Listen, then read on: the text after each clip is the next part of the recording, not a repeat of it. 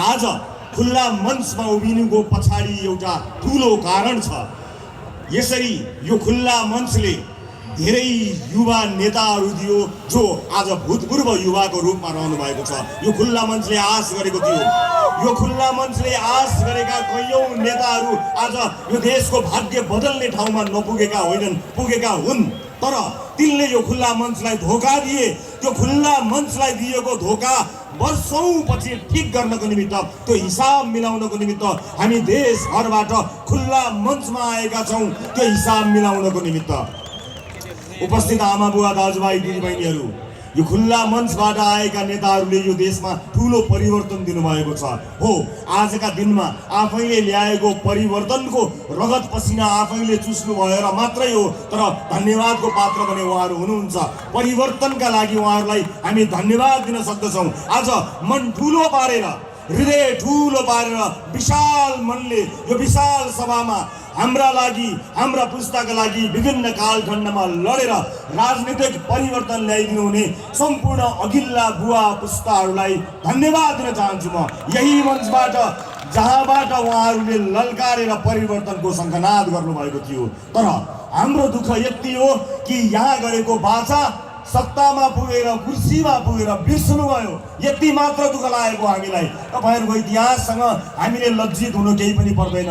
तर वर्तमान यति घिनलाग्दो हो कि भविष्यको कल्पना गर्दा पनि हाम्रो सातो जाने भयो। त्यसकारणले टेलिभिजनको स्क्रिनमा नै रमाएको मान्छे म त्यो स्क्रिनमा हटाउन सकिन र तपाईहरूको साथ समर्थनको लागि यो पोखर सफा गर्नको लागि आएको छु। उपस्थित आदरणीय आमा बुवा दाजुभाइ दिदीबहिनीहरू, टुडी खेल र मेरो एउटा गजबको सम्बन्ध छ। टुडी खेल र मेरो एउटा गजबको सम्बन्ध छ। विवाद र चर्चा दुईटै दिएको छ मलाई टुडी खेलले। मैले लाज नपचेका नकचराहरूलाई भनेको थिएँ। मैले लाज नपचेकाहरूलाई भनेको, तर लाज नपचेकाहरूले आफ्नो लाज अझै पनि नपचाई व्यथितिलाई निरन्तरता प्रदान गरे। मैले लाज नपचेको भनेर यसै भनेको होइन। टेलिभिजनमा सभ्य शिष्ट मिठो कर्णप्रिय आवाज र दुई चार शब्द नजानेको मान्छे म होइन। त्यति ठुलो विद्वान त होइन, तर मिठा चिल्ला कुरा गरेर दङ्ग पार्न नजान्ने पनि होइन। तर जब जनता कोभिडको महामारीमा मरिरहेका थिए त्यति बेला जनता बचाउने औषधिमा पनि कमिसन खाएपछि म बाध्य भएको छु। हो, टुडी खेलका विषयमा मैले त्यही भनेको हुँ। अब टुडी खेलका विषयमा टेलिभिजनबाट भनेको त्यो किकलाई मैले अब भोटमा बदल्ने निर्णय गरेको छु। त्यो किक भनेको मङ्सिर 4 मा तपाईले खसाल्ने मत हो। त्यसैलाई अब म किकमा परिणत गरेर आफ्नो त्यो भनाइ सच्याउन यहाँ टुडी खेलमा खुला मञ्चमा उभिएको छु कि अब लाज नपचेका नकचराहरूलाई एक जनालाई आउने मङ्सिर 4 गते मतदान मार्फत विदा गर्नुपर्ने भएको छ। आज बाको मुख हेर्ने दिन।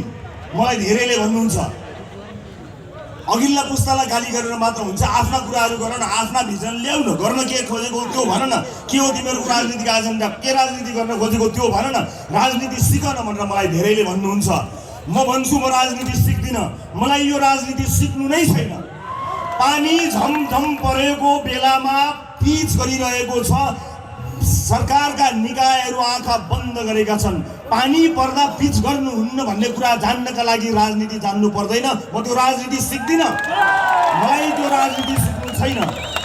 आज देशका अस्पतालहरूको सुधार गर्नु पर्यो भने कोही अगाडि बढ्दैन, तर उपकरण किन्नु पर्यो भने सबै अगाडि बढ्छन्। एक मान्छेलाई थाहा छ कि यो देशलाई कङ्गाल एक ककसले गरेका छन्। थाहा पाउँदै पनि कोही पनि बोल्दैन, कोही चुइक्क बोल्दैन।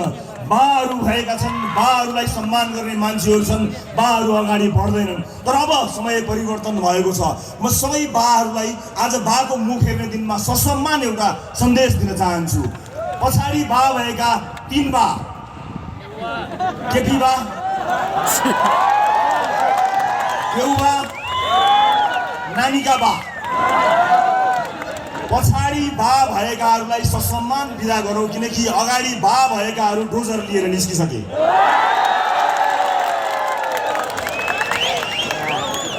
अब पछाडि बा भएकाहरूलाई ससम्मान सम्मानसहित बिदा जनताले गर्नुपर्ने हुन्छ उहाँहरूले दिनुभएको योगदानका लागि। हामीले सामान्य कुरा मानेका हौँ। मलाई राजनीति जान्नु छैन, मैले यस अर्थमा भनेको कि राजनीतिका घिनलाग्दा दाउपेचहरू जान्न छैन भनेको। हामीलाई तिमीहरूको विचार के हो, आदर्श के हो, सिद्धान्त के हो, दर्शन के हो भनेर भनिन्छ। सबैभन्दा पहिला हामी यही सोध्न चाहन्छौँ कि नेपालका राजनीतिक दलहरूले आफ्नो घोषणापत्रमा, आफ्नो विधानमा बोलेर होइन लेखेर भनेका छन् कि यसो यसो गर्छौँ भनेर। अनि हरेक चुनावमा जनतालाई लेखेर भनेका छन्, लेखेर लिखितम रूपमा कि यो गर्छौँ यो गर्छौँ यो गर्छौँ यो गर्छौँ यो गर्छौँ। जनतालाई लेखेर गरिएको छ बाचा। विभिन्न उम्मेदवारहरूले हरेक ठाउँमा भाषणहरूमा गएर बोलेर बाचा गरेका छन्, बोलेका छन्। ती बोलीहरू त्यही छन्। टेलिभिजन, पत्र पत्रिका, अनलाइन सबतिर गएर बोलेर बाचा गरिएको छ। र छोडिदिनुहोस् यी बाचाहरू पनि, एउटा दलले गरेको, कुनै अमुक दलले गर्यो, एउटा कुनै दलभित्रको नेताले गर्यो, जोसमा बोल्यो, होसमा बोल्यो, खाएर बोल्यो, जे खाएर बोल्यो, केही नखाएर बोल्यो, छोडिदिनुहोस्, त्यो पनि कुरा भएन। हामीले हेर्ने नेपालको संविधान हो। यो देशको संविधानले लेखेरै हामीलाई बाचा गरेको छ कि नागरिकको स्वास्थ्य यस्तो हुनुपर्छ, नागरिकको शिक्षा यस्तो हुनुपर्छ, नागरिकको सुरक्षा यस्तो हुनुपर्छ, महिलाको सुरक्षा यस्तो हो, बालबालिकाको स्वास्थ्य र सुरक्षा यस्तो हो, पूर्वाधारहरू यसरी बन्नुपर्दछ, समाजमा मानवाधिकारको अवस्था यो हुनुपर्दछ, हरेक छोरीहरू सुरक्षित हुनुपर्दछ भनेर नेपालको संविधानले तपाईँ हामीलाई लेखेर बाचा गरेको छ। हो, राष्ट्रिय स्वतन्त्र पार्टी कुनै दलका कुनै मान्छेले गरेको बाचाको हिसाबहरू नमाग्ला, तर संविधानले लेखेर भनेको कुराको रक्षा गर्नको लागि कोही न कोही चाहिने भएको छ। हामीलाई दलको घोषणापत्रमा अब विश्वास भएन, हाम्रो पनि विश्वास नगर्नुहोस्, केही छैन। तर नेपालको संविधानले विभिन्न कालखण्डमा मानिसले रगत बगाएर ल्याइएको नेपालको संविधानले लिखितम रूपमा एउटा बाचा गरेको छ। हो, त्यही बाचा पुरा गर्न जान्दछौँ भनेर हामी राजनीतिमा आएका हौँ। अरू राजनीति नजाने पनि त्यति बाचा पुरा गर्नका लागि हामी राजनीतिमा आएका छौँ। र मलाई विश्वास छ हामी यो राजनीतिक यात्रामा राजनीति नजान्दा नजान्दै जनसरोकारका विषयहरूलाई साथ लिएर अगाडि जानेछौँ। अब यहाँ के राजनीति सिकौँ हामीले, जहाँ सहरमा एउटा सडकमा बत्ती बलेको चिज राष्ट्रिय समाचार बन्छ। हामी त्यति दरिद्र भयौँ, आज सडकमा एउटा बत्ती बल्यो भने, एउटा ट्राफिक लाइट बल्दा राष्ट्रिय समाचार बन्ने गरी दरिद्र बनाइएको छ हामीलाई। अनि नयाँ पुस्ताले तपाईँहरूबाट भएन भन्दा राजनीति सिकेर आऊ, तिमीहरूको दर्शन के हो भनेर भनिएको छ। एउटा भ्रष्टाचारी समाउनु पर्यो भने ठाउँ ठाउँको जग हल्लिन्छ। अहिले एउटा आँटिलो जनताको छोरो डोजर बोकेर निस्किएको छ अनि उसलाई भनिएको छ कानुनका छिद्राहरूभित्र छिरेर न्यायालयसम्म पहुँच भएका मान्छेहरूले 2 मिनेट मात्र समय पाएछन् भने अदालत पुगेर त्यो व्यक्तिलाई निरन्तरता दिनेछन्। त्यो बुझेको छोरो डोजर लिएर यसै निस्किएको छैन। हो, अहिले कतिपय मानिसहरूले आफ्नो देशमा, आफ्नो समाजमा नायकहरू खोजिरहेका छन्। अनि धेरैले नायक भन्ने चलचित्र हेरेको हुनाले अहिले भएको क्रियाकलापलाई तिनै नायकका अनिल कपुरसँग पनि तुलना गरिरहेका छन्। हो, त्यस्तै थियो। तर अनिल कपुर त देखिएको थियो, अनिल कपुरसँगै मलाई लागिरहेको थियो अमरीश पुरी चाहिँ को होला। अब त अमरीश पुरीहरू पनि देखिन थाले, अब त अमरीश पुरीहरू पनि देखिन थालेका छन्। यस अर्थमा यो एउटा सङ्केत हो कि यदि राजनीतिक दलभित्र आफ्ना मान्छेलाई पोस्नु छैन भने, एउटा इमान्दार मान्छे कार्यकारी भयो भने यसले धेरै परिवर्तन गर्न सक्छ। त्यो जनाउका लागि मैले यो उदाहरण दिनु परेको हो, सिनेमाको उदाहरण। यसलाई बौद्धिक वर्गले अति असाध्यै सानो, त्यति धेरै महत्त्वको रूपमा नलेला, तर म चाहिँ आम मान्छेले बुझ्ने गरी कुरा गर्ने मेरो बानी नै भएको हुनाले ती कुराहरू गर्न चाहन्न जुन आम सर्वसाधारणले बुझ्दैनन्। तपाईँले बुझ्ने भाषा बोल्दै टेलिभिजनबाट राजनीतिमा आएको हुनाले तपाईँले बुझ्ने भाषामा नै बुझाउन चाहन्छु। हामीले राजनीति कुन अर्थमा अगाडि बढाउने भन्ने कुराको निधो गरिसकेका छौँ। आज राजनीतिक दलका विभिन्न भातृ सङ्गठनहरू राज्य कोषको दोहन गर्ने ठाउँ बनेका छन्। यसलाई बुझेर हामीले राजनीतिमा भातृ सङ्गठनहरूलाई बन्द गरिदियौँ। त्यही भएर हामीलाई राजनीति जानेका छैनन् भनिएको छ। हामीलाई जान्नु छैन। राज्यको ढुकुटी लुछेर लुटेर आफन्त र कार्यकर्तालाई पोस्ने राजनीति हामी बाँचुन्जेल गर्दैनौँ, कहिले पनि गर्दैनौँ। म यो बाचा यहाँहरू समक्ष गर्न चाहन्छु। आज विभिन्न दलका भातृ सङ्गठनहरू खडा गरेर, विभिन्न ठाउँहरू खडा गरेर आफ्नो दलका दोस्रो तेस्रो चौथो पाँचौँ तहका नेताहरूलाई व्यवस्थापन गर्नको निमित्त मात्रै राजनीतिक दल खोलिएको छ। त्यो पैसा ती सम्पूर्ण कार्यकर्ताहरूलाई पाल्ने, जागिर दिने त्यो पैसा कहाँबाट आउँछ?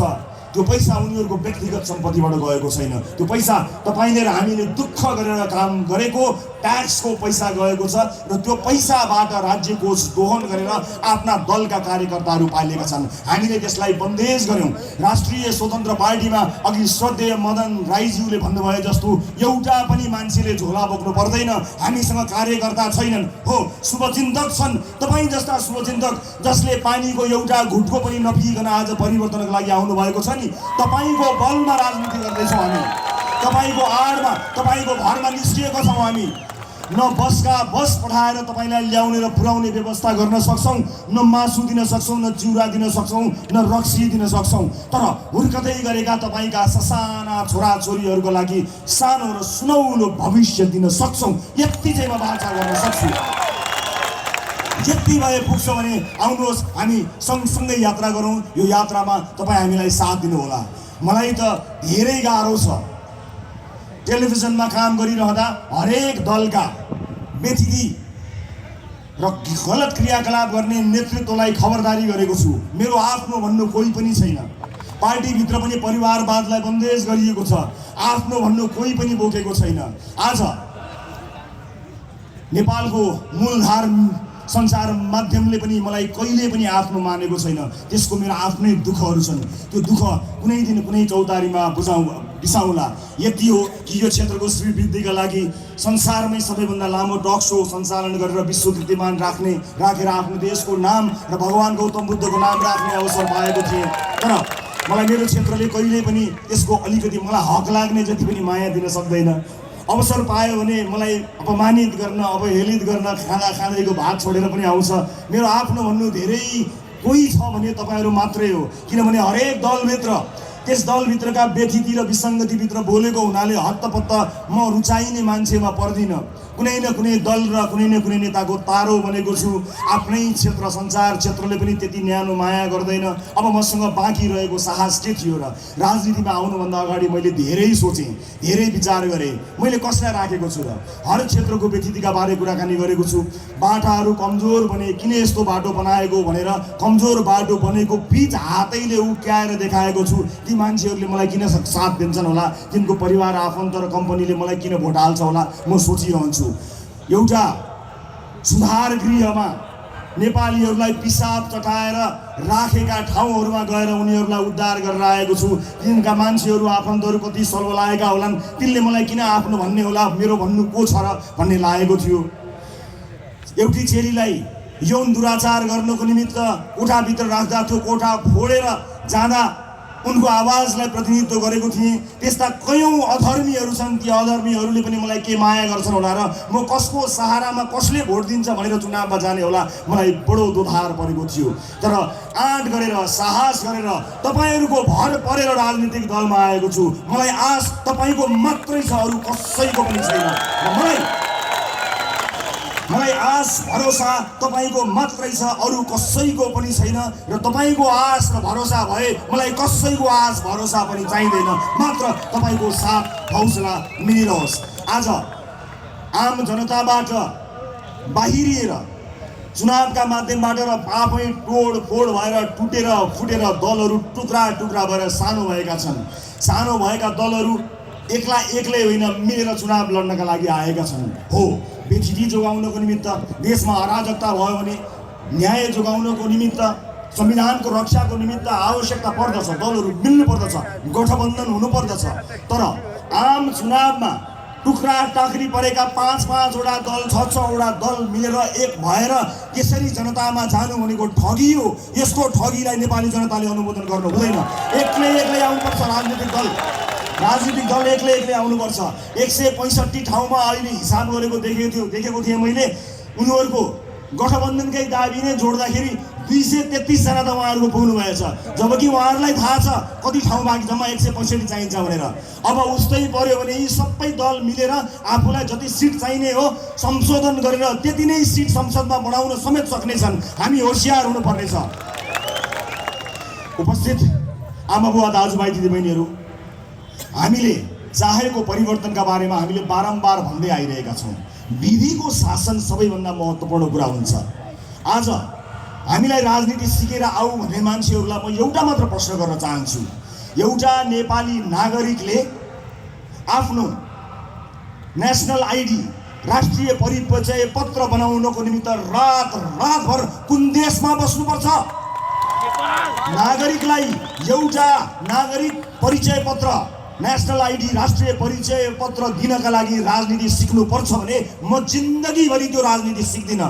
नेपाली जनतालाई रातभर कुराउने, नेपाली जनताले उपचार पाउने अस्पतालमा बिरामी र बिरामी गुरुवा भैँमा सुत्ने, बाथरुम पिसाब फेर्न गएको मान्छे बन्चा गरेर निस्किन्छ त्यसको बनाउने, बाटोघाटो खाल्डा बनाउने, बाटो बन्दैन बन्यो भने 1 वर्षमा भत्किन्छ त्यस्ता बाटोहरू बनाउने, अनि त्यस्ता बाटो बनाउने मान्छेहरूलाई नेताहरूले संरक्षण गरेर राखिदिने, अदालत तिनैलाई संरक्षण गर्ने ठाउँ बनिदिने, अनि त्यस्तो राजनीति सिकेर अनि बल्ल हामी राजनीतिमा आउनुपर्ने हुँदैन। यसपटक हुँदैन। यो मङ्सिर 4 गते हामी राजनीति सिक्दै गरौँला। सिक्दै गर्दा पनि यति घिनलाग्दो राजनीति सिक्ने रहर हामीलाई छैन। हामी कुनै बाध्यतामा पनि छैनौँ। यसपटक यो बेटिटीको मेन स्विच अफ गर्ने अठोट गरेर हामी मैदानमा आएका छौँ।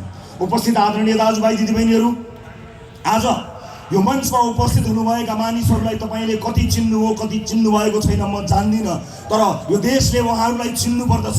उहाँहरूलाई मात्र होइन, उहाँहरू जस्ता त्यस्ता व्यक्तिहरूलाई चिन्नु पर्दछ जसलाई चिनिसकेपछि मात्र यो देश परिवर्तन हुन सक्छ।